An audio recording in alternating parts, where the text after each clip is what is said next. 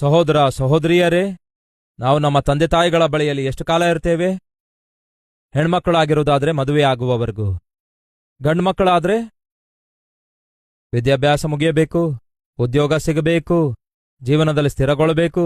ಹೀಗೆ ವಿದ್ಯಾಭ್ಯಾಸ ಮುಗಿಸಿ, ಉದ್ಯೋಗ ಸಂಪಾದಿಸಿ, ಸ್ಥಿರಗೊಂಡು ಮದುವೆ ವಯಸ್ಸು ಬರೋಷ್ಟೊತ್ತಿಗೆ ಎಷ್ಟಾಗುತ್ತೆ ಹೇಳಿ? ಕನಿಷ್ಠ 25 ಇಯರ್ಸ್ನಿಂದ 30 ಇಯರ್ಸ್ ಮಧ್ಯ. ಅಂದರೆ ಅರ್ಥ ಗೊತ್ತಾ?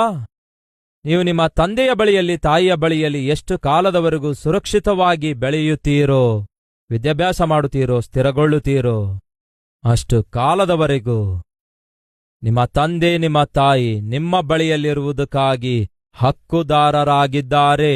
ಹೌದೋ ಇಲ್ಲವೋ? ನೀವೇ ಹೇಳಿ. ಎಷ್ಟು ಜನ ಒಪ್ಪಿಕೊಳ್ತೀರಿ? ಒಪ್ಪಿಕೊಳ್ಳಲ್ಲ. ಯಾಕೆಂದರೆ ಈಗ ಕಾಲ ಬದಲಾಗಿದೆ. ಆ ಕಾಲವೇ ಬೇರೆ, ಈಗಿನ ಕಾಲವೇ ಬೇರೆ. ಆ ಕಾಲದಲ್ಲಿ ಮನುಷ್ಯರು ಅನ್ನ ತಿನ್ನುತ್ತಾ ಇದ್ರು, ಈ ದಿನಗಳಲ್ಲಿ ಮನುಷ್ಯರು ಹುಲ್ಲು ತಿನ್ನುತ್ತಿದ್ದಾರೆ. ಆ ಕಾಲ ಬೇರೆ, ಈ ಕಾಲ ಬೇರೆ ಅನ್ನುತ್ತಾರೆ.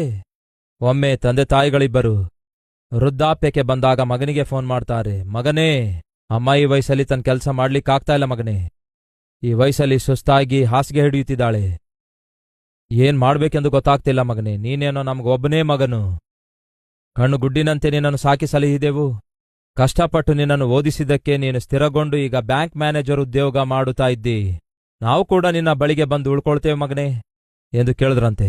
ಹೆಂಡತಿ ನೇರವಾಗಿ ಬೇಡ ಅಂತ ಹೇಳ್ಬಿಟ್ಟಳಂತೆ. ನಾನು ಮದುವೆ ಆಗಿದ್ದು ನಿನ್ನನ್ನು ನೋಡಿಕೊಳ್ಳುವುದಕ್ಕಾಗಿ, ನಿನ್ನ ತಂದೆ ತಾಯಿಗಳನ್ನು ನೋಡಿಕೊಳ್ಳುವುದಕ್ಕಾಗಿ ಅಲ್ಲ ಅಂದಳಂತೆ. ಮತ್ತೆ ಆ ಮಗನಿಗೆ ಬ್ಯಾಂಕ್ ಮ್ಯಾನೇಜರ್ ಆಗಿ ಮಾಡಿದ್ಯಾರು ಹೇಳಿ ಪ್ರಿಯರೇ? ಆ ಅಮ್ಮ ತಾನೇ. ಅವನು ಸರಿಯಾಗಿ ವಿದ್ಯಾಭ್ಯಾಸ ಮಾಡದೆ ಸುಮ್ಮನೆ ಅಲೆದಾಡುತ್ತಿರುವಾಗ ಅವನಿಗೆ ಕೂತ್ಕೊಳ್ಳುವಂತೆ ಮಾಡಿ ದೀಪದ ಮುಂದೆ ಕುಂದ್ರಿಸಿ ಓದುವಂತೆ ಮಾಡಿದ್ಯಾರು? ಅದೇ ಅಮ್ಮ ಅಲ್ಲವೋ? ಅವನಿಗೆ ರೋಗ ಬಂದಾಗ ಹಾಸ್ಪಿಟಲ್ಗೆ ಕರೆದೊಯ್ದಿದ್ಯಾರು? ಅದೇ ಅಮ್ಮ ಅಲ್ಲವೋ? ಅವನು ಬಿದ್ದಾಗ, ಗಾಯಗೊಂಡಾಗ ಗಾಯ ಕಟ್ಟಿದ್ದು ಯಾರು? ಅದೇ ಅಮ್ಮ ಅಲ್ಲವೋ? ಕಷ್ಟಪಟ್ಟು ದುಡಿದು ಅವನ ಸ್ಕೂಲ್ ಫೀಸ್ ಕಟ್ಟಿರೋದು, ಅವನ ಟ್ಯೂಷನ್ ಫೀಸ್ ಕಟ್ಟಿರೋದು ಯಾರು? ತಂದೆಯಲ್ಲವೋ? ಓದಿಸಿರೋದೇನೋ ತಂದೆ, ಬೆಳೆಸಿರೋದೇನೋ ತಾಯಿ, ಪ್ರಯೋಜಕನಾಗಿ ಮಾಡಿದೇನೋ ತಂದೆ ತಾಯಿ. ಒಂದು ವೇಳೆ ಮಗ ಸರಿಯಾಗಿ ಓದದೆ ಇಷ್ಟ ಬಂದಂತೆ ತಿರುಗಾಡುತ್ತಿರುವುದಾದ್ರೆ ನಿನ್ನ ಸಾವು ನೀನು ಸಾಯಿ ಮಗನೇ, ನಿನ್ನಿಷ್ಟ ಎಂದು ತಂದೆ ತಾಯಿ ಏನಾದ್ರೂ ಬಿಟ್ಟುಬಿಟ್ಟಿದೆಯಾ? ಆದ್ರೆ ಏನಾಗ್ತಿದ್ದ? ಏರ್ಫೋರ್ಸ್ ಆಗ್ತಿದ್ದ. ಪ್ರಿಯರೇ, ದಯವಿಟ್ಟು ಗಮನಿಸಿ, ತಂದೆಯನ್ನು ತಾಯಿಯನ್ನು ಪೋಷಿಸುವಂತಹ ಜವಾಬ್ದಾರಿಕೆ ಮಗನಿಗೆ ದೇವರು ವಹಿಸಿದ್ದಾರೆ. ನಿಮ್ಮ ತಂದೆಯನ್ನು ನಿಮ್ಮ ತಾಯಿಯನ್ನು ವೃದ್ಧಾಪ್ಯದ